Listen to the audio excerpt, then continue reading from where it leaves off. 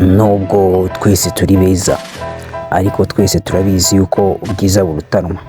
Uyu munsi nabakoreye top 10 y'abakobwa bakina filime nyarwanda beza kurenza abandi muri uyu mwaka wacu wa 2026. Twihuse cyane ku mwanya wa 10 turasaba umukobwa wamenyekanye kuri TikTok cyane kubera challenge nyinshi akora witwa Judy.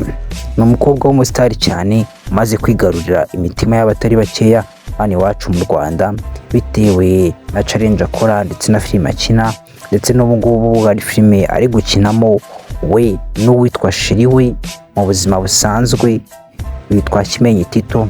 Angaba bakaba ari abantu bafite igikundiro kinini cyane mu gihugu cyacu cy'u Rwanda bitewe n'uburyo bakora. Twihute cyane ku mwanya wa 9 turasanga umukobwa wamenyekanye muri filime za Papa Sava bitewe no gukina afite amahane, ndetse akaba ari n'umukobwa ushimisha buri umwe bitewe n'imiburanga bwe ndetse n'uko asa.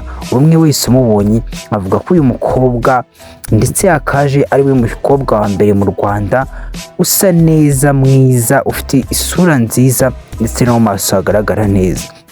Gusa igihari nuko bidahari ko yaza ku mwanya wa mbere, gusa yaza kuri uwo mwanya. Twihuse cyane mbibutsa yuko uyu mukobwa ari filime yiwe nawe ari guteguza muri iyi minsi. Twihute cyane ku mwanya wa 8 turasanga umukobwa wamenyekanye muri filime nyarwanda, umukobwa ukinana umujinya, uburakari ndetse agakina ari n'inshinzi. Mukaba mwamenye cyane muri komedi za Nyagso bamwita Aisha, Inkindi Aisha.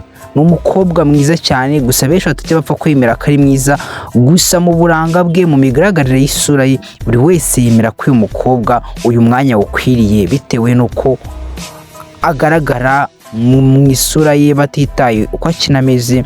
Ni umukobwa mwiza. Ku mwanya wa 7 turasanga umukobwa mwiza cyane uzwi cyane mu mafilime nyarwanda, ndetse akaba ari nawe washinze channel yitwa Press Vision.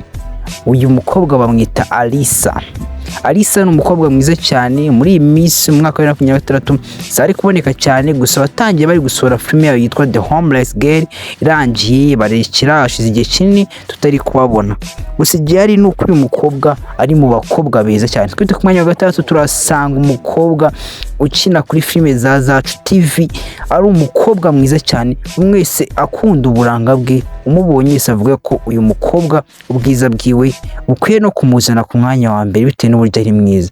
Ndetse abayisha bakunda imiterere yiwe yo hasi, uburyo aforomye ndetse n'isura ye, byose biri mu bintu bikurura abantu benshi bigatuma kumushyira ku mwanya wa hafi cyane mu bakobwa beza bari muri sinema nyarwanda. Ku mwanya wa 5 turasanga umukobwa bakinana nawe ndetse witwa Diane, akaba ari umukobwa uzwi cyane nawe muri filime za Zacu TV, ari n'inshuti ye cyane bakinana. Gusa uyu mukobwa we bitewe n'uburanga bwe bwo mu maso, imigaragarire ye, ari mu bantu mu mwaka wa 2019 yagiye kwiyamaza muri Miss Rwanda, birangira bidakunze yuko atsindira kujyamo. Gusa uyu mukobwa atari n'ibyo byonyine, ari no mu bakobwa batuma filime zikundwa cyane bitewe n'isura yiwe ndetse n'ubwiza bwe bigakurura abantu benshi muri iyo filime. Twite cyane ku mwanya wa 4 turasanga umukobwa wamenyekanye nka Linda Priya bitewe no gukina muri filime nyinshi cyane za Papa Sava, Bamenya. Gusa akesha benshi bamukundiye muri filime za Bamenya, ndetse bamukundira n'uburanga bwiwe bw'uburyo asa, uburyo ateye, wose uburyo aforomye, bikaba biri mu bintu bikurura abantu bigatuma bamushyira kuri uyu mwanya wa 5 yuko ari mu bakobwa beza cyane u Rwanda rufite ndetse bakina sinema nyarwanda. Twihute cyane ku mwanya wa 3 turasanga Bavu Janete, umugore mwiza wese atakana yuko ari umugore mwiza ugaragara neza. Mbese uyu mugore ari mu bagore ba mbere mu Rwanda beza kandi bagaragara neza kandi bubaha Imana. Icyo kintu abantu bose mukundira. Muri uyu mwaka akaba atagisora filime cyane agaragaramo, ariko yafunguye channel yigisha ijambo ry'Imana rya buri cyumweru bitewe n'ubwiza bwiwe. Abantu bari kurikirana ari benshi ndetse n'inyigisho ziwe, gusa ubwiza bwe bwo bwatumye aza ku mwanya wa 3 muri filime nyarwanda bitewe n'ubwiza bwe ndetse n'uko abantu bose bamubona bakishimira imigaragarire ye n'uko ateye. Buri umwe wese ubibonye narekera kuvuga ko uyu mugore ari mwiza pe.